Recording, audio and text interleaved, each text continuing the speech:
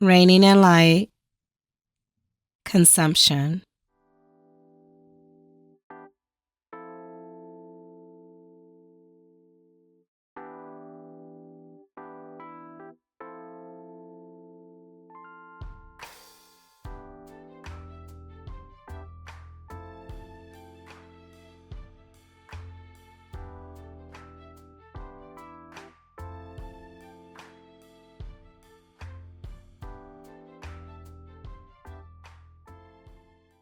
Consumption.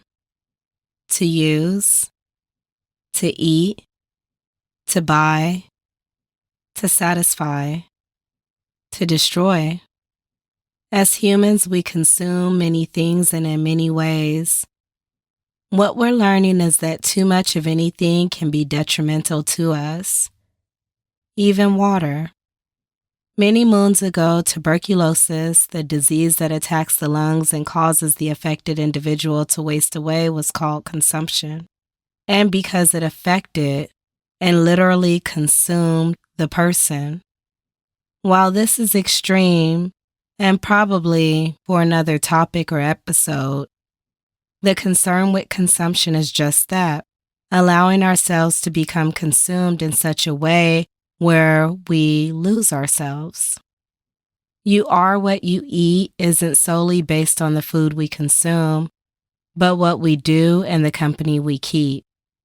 We are learning to live well and by allowing our mind, body, and spirit to act inseparably. Our body will remind our mind, and our mind will remind our spirit, and all in no order and whenever needed. Through breathing, this is possible. When we're intentionally taking a breath, we pretty much pause to brace ourselves for the calm to pass through us, relaxing our mind and inviting our spirit to take over and to guide us. Breathing in this way is effective, and with practice, we can learn to deliver fresh air to our systems and remove the expired air and what was used in past minutes and for past situations. Renew. Humans cannot survive without oxygen. Deep breathing allows us the opportunity to live well and by releasing and reducing toxins within our body. Think of toxins as a buildup of waste, and waste is what weighs us down and strips us of our health, our mental, physical, and spiritual health. We breathe in oxygen and we breathe out carbon dioxide, which is a toxin to the human body, but is transformed for our plants. Nature's own recycling system at work here. The very plants that we need to breathe need us too. Connected. Consumption. Sometimes in life it is not what we do, but how we do it. It's not about what we say, but how we say it. The same is true for other consumptions and when we consider the scale of our world and all of our many encounters. Consumption isn't just about what we eat and drink, it is about all that we consume. This includes all that we take in through all of our senses and how it affects us positively, negatively, or not at all. When we consume, we then process, and just the same as eating and then digesting. There are some foods and drinks that don't and won't sit right with us. We can develop an allergy or even food poisoning.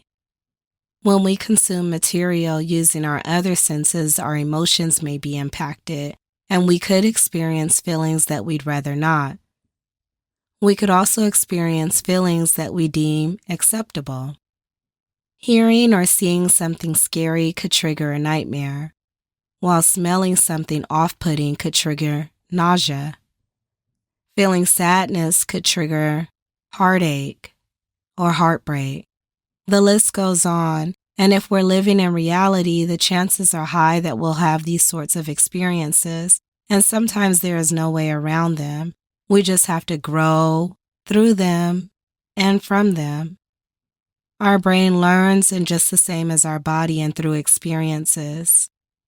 It is certainly our brain and our body working together and inseparably. Consumption. When we consider this, think of how our body uses signals to help us through all situations. Sometimes our body will use signals that have been stored years ago to support us on and through our journey. The signals include cautions and stayaways. This is growth. Consumption is sometimes indicative of our life. Eating healthy food, drinking water, avoiding excess sugars and excess carbs, and hard to digest products, and foods that do not turn to good energy contributes to our overall health. Watching or listening to information about growth, development, healthy living, nature, positive social interactions, and concepts of peace may lead us to having a worldview that is tolerant, diverse, and inclusive. Consumption, what we choose, can consume our lives, and even when we've closed the source or turned it off. Consumption is about how we live in our spaces. It is about organization, decluttering as necessary, internally and externally. Zen is a concept for building and sealing ourselves inside our body, our mind, and our spirit, and also for building and sealing the spaces we live in. Zen is a practice of thought, of absorption, meditation, and regarding self-control and insight. Consumption is about self-control and the insight that we use in determining how we want to live. Utilizing self-control supports simplicity, which lends to our thoughts of consumption, only taking what we need on our journey, nothing more and nothing less. In all of our episodes, we're pulling from all practices and concepts of peace. We're pulling from spiritualities and philosophies that are embedded within peace and love for ourselves and for others. We're pulling from ideologies of the brotherhood and sisterhood of humanity.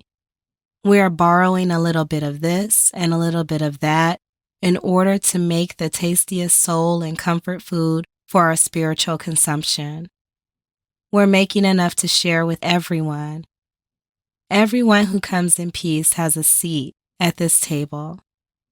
As we continue on our journey, we will be aware of our very own words that we consume, being reminded here that only we can change what is within. Attention to our perspective will change our attitude. Attention to our consumption will change our mental, physical, and spiritual composition.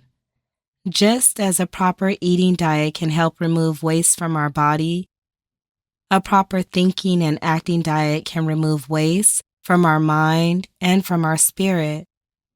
When we view consumption from a consumer's perspective, that is the buying of goods and materials, know that all of this will be worn out at some point. Know that fads will continue to change. Let's be prepared for the change that is going on within us. Let's consume what is lasting and for what will last. The spirit. Consumption. Know that what we consume, we will become. Know that what consumes us controls us. Consume your inner beauty. Consume your inner peace. Consume your inner light. Consume the concept of you reigning in light.